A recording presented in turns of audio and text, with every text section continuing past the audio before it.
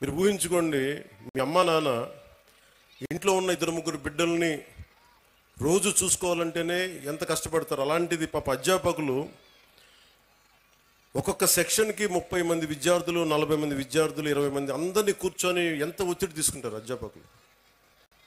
అందుకని అధ్యాపకులకి మనం చాలా సహకరించాలి. చాలా కష్టం అధ్యాపక వృద్ధి.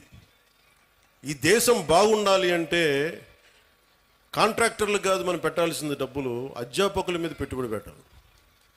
అధ్యాపకులను నిజంగా గనక బడ్జెట్ పెంచితే, అధ్యాపకుల మీద కనుక పెట్టుబడి పెడితే, వాళ్ళ కనుక నిజంగా విలువలతో ఉన్న అధ్యాపకుల్ని బయటికి తీసుకెళ్తే ఈ దేశం చాలా అత్యంత అద్భుతంగా ఉంటుంది. అందుకని అధ్యాపక వృత్తి హైయెస్ట్ పెయిడ్ జాబ్ అవ్వాలని నా కోరిక. ఆ రోజు జరుగుద్దా నాకు తెలియదు, కానీ నా ప్రయత్నం నాకు చేస్తాను.